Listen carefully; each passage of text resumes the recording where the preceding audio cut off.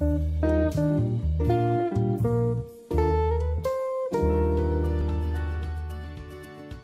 ini kita akan belajar bagaimana membuat program tahunan yang dilandaskan pada asesmen kebutuhan atau need assessment. Nah, need assessment atau asesmen kebutuhan itu terdiri dari berbagai jenis asesmen.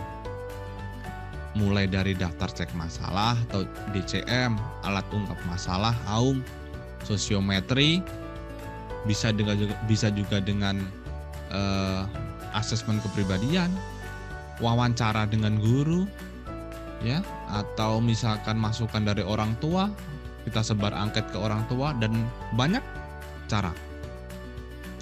Hari ini kita akan belajar tentang satu saja, yaitu daftar cek masalah. Nah, di sini daftar cek masalah telah selesai kita kerjakan sama-sama dan telah diisi oleh 79 respon yang terdiri dari siswa di kelas 1, 2, dan 3. Nah, daftar cek masalah kita sebarkan melalui angket Google Form, ya, secara online. Jadi lebih mudah. Kalau kita melalui kertas, kemudian kita sebarkan ke siswa, kita harus mengetik satu-satu, ya, harus mentabulasi data, menyeleksi data lagi, kelamaan. Kalau kita bisa menggunakan daftar cek masalah melalui Google Form, jawabannya atau hasilnya langsung terekap. Jadi kita lebih mudah untuk merekap data. Nah, dalam daftar cek masalah ini kita mencoba untuk mengungkap berbagai aspek dari kesehatan dan kebugaran siswa, kemudian keadaan kehidupan keluarga, kemudian kehidupan sosial, kemudian keadaan pribadi, kemudian asmara, agama dan moral, kegiatan belajar, dan yang terakhir adalah cita-cita. Nah, jadi ada 8 aspek yang kita assess atau kita lakukan pengukuran. Nah, dari keseluruhan yang telah kita sebarkan itu, kita bisa mengetahui mana yang menjadi prioritas kita.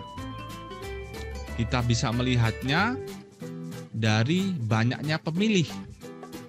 Contoh misalkan, dari hal kehidupan keluarga. Di sini ada pernyataan tentang saya anak yatim piatu, saya tidak nyaman di lingkungan keluarga, sering berselisih atau bertengkar dengan ibu, dan seterusnya. Jadi nanti kita akan melihat aspek mana yang banyak dicentang oleh siswa. Ya, poin mana yang banyak dipilih oleh siswa, yang banyak dipilih oleh siswa akan kita prioritaskan untuk menjadi program layanan bimbingan dan konseling. Oke. Kita coba cek responnya di sini. Kita klik di respon. Kemudian kita scroll ke bawah. Nah, di sini sudah ada langsung tabulasi data atau rekapannya. Dari sini kita bisa tahu nih, contoh misalkan di aspek kesehatan dan kebugaran, pusing menjadi yang paling tinggi, yaitu 38 anak memilih atau 48%. Nomor yang kedua, mengantuk, ya, sering merasa mengantuk, dipilih oleh 35 dari 79, yaitu sebesar 44%. Yang ketiga adalah merasa lelah dan tidak bersemangat. Nah, dari sini kita sudah tahu, oh kira-kira bakal dari masalah kebugaran mana yang akan kita angkat. Sudah ada gambaran. Oke. Sudah ada gambaran mana yang akan kita angkat dalam program tahunan. Contoh aja kita ambil 5 yang terbesar aja. Pusing, ngantuk, lelah dan tidak bersemangat, jantung merasa berdebar-debar contohnya. Nah, oke, kita cek yang kedua tentang keadaan kehidupan keluarga. Ternyata yang paling tinggi adalah ekonomi lemah. Ekonomi orang tua lemah itu paling tinggi. Nomor 2, uang saku tidak mencukupi. Yang keempat, sering berselisih dengan saudara. Ini paling tinggi. Nah, ini bisa menjadi salah satu panduan juga untuk kita untuk membuat program tahunan. Misalkan ekonomi lemah, misalkan kita kan nggak bisa bantu uang, tapi kita bisa mengundang anak atau orang tua untuk bisa mengetahui bagaimana caranya mengatur perekonomian, misalkan mencari beasiswa dan lain-lain. Yang ketiga, contohnya misalkan di kehidupan sosial. Yang paling tinggi, ini ada 56%. Mudah merasa malu. Wah, ini sudah 72%. Wah, berarti dari 79 orang, 56-nya mudah merasa malu. Wah, ini menjadi sesuatu yang perlu, sangat penting untuk kita tingkatkan. Ya. Karena apa? Contoh misalkan anak disuruh untuk maju ke kelas, malu, nggak berani. Anak untuk disuruh belajar berpidato, nggak berani karena malu. Dia akan menjadi pribadi yang penakut lah ya, nggak berani. Ini harus segera ditingkatkan. Yang kedua nih, ada 33%, ada 33 anak, 42% selalu mengalah dan rendah diri dalam pergaulan. Nah, ini juga penting. Penting ini. Contohnya misalkan ketemu sama yang lebih kaya, rendah diri, ketemu yang motornya keren, rendah diri, begitu ya, anak SMA biasanya. Nah, ini harus kita selesaikan. Karena rendah diri dan malu seperti tadi, itu bahaya kalau tidak diselesaikan. Anak sekarang harus kita kuatkan mentalnya, harus kita kuatkan moralnya, agar mereka selalu percaya diri dalam berbagai keadaan. Karena salah satu syarat untuk sukses itu harus selalu percaya diri. Contoh ya. Nah, dan juga berbagai keadaan yang lain. Ya. Misalkan di asmara ini yang paling sering ya. Nah, ini ternyata melarang pacaran ini termasuk tinggi juga ya. 33 anak ya, atau 45% orang tua melarang pacaran. Yang selanjutnya mudah cemburu. Mudah cemburu ternyata juga tinggi juga, 33 anak atau 44%. Nah, kita bisa memberikan berbagai pemahaman tentang bagaimana pasaran yang bagus lah ya, biar tidak mengganggu pembelajaran di kelas. Nah, anggap saja kita sudah menemukan ini berbagai topik yang akan kita angkat berdasarkan jumlah pemilih ya, jumlah pemilih. Nah, dari jumlah pemilih yang banyak itu kemudian kita akan memasukkannya ke dalam program tahunan bimbingan dan konseling.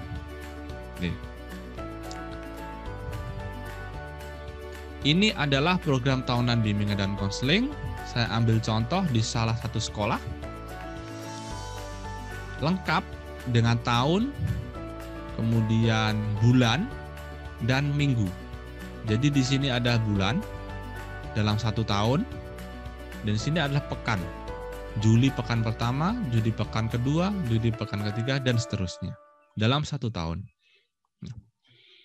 Di sini kita tinggal memasukkan aspek-aspek mana yang menjadi dasar bagi kita dalam menyusun layanan tadi. Misalkan tadi asmara, kita bisa masukkan ke dalam, contohnya misalkan dalam bimbingan klasikal. Kita tulis saja di sini misalkan bagaimana agar pacaran tanpa mengganggu pembelajaran, contoh misalkan. Terus tadi dari segi selain pacaran, kesehatan, tadi kan ada yang mudah mengantuk ya. Kita kasih kasih di sini misalkan bimbingan kelompok, misalkan tips mengelola memanajemen waktu yang baik. Nah, misalkan kalau malam ngantuk, ya kan kita bisa belajarnya siang aja sambil mengerjakan PR begitu. Jadi malamnya santai-santai. Ya itu adalah tips-tips memanage waktu untuk belajar ya tentunya. Nah, kemudian kita bisa mengatur lagi mana yang menjadi prioritas kita dalam 1 tahun. Yang akhirnya dalam 1 tahun mulai Juli sampai Juni penuh dengan kegiatan-kegiatan bimbingan dan konseling. Minggu ini kita ngapain, minggu selanjutnya kita ngapain, semuanya sudah berdasarkan dengan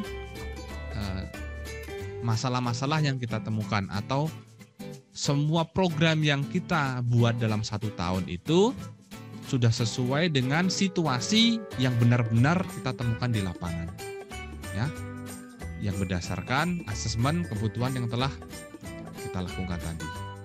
Pada prinsipnya begitu. Kita hanya mengatur waktu saja. Misalkan dari asesmen kita ketahui bahwa anak-anak sulit untuk beradaptasi. Ya, kita buat program agar anak-anak bisa cepat beradaptasi. Contohnya kita buat outbound. Contohnya kita buat rekreasi bersama teman-teman sekelasnya biar dia cepat beradaptasi. Nah, dalam layanan adaptasi itu pastinya kita lakukan di awal-awal tahun, misalkan bulan Juli atau bulan Agustus awal, karena yang namanya adaptasi pasti harus dimiliki siswa pada saat dia mulai belajar. Oke, contohnya seperti itu ya. Itulah bagaimana caranya membuat program tahunan yang didasarkan pada asesmen kebutuhan. Simpel sekali ya. Terima kasih.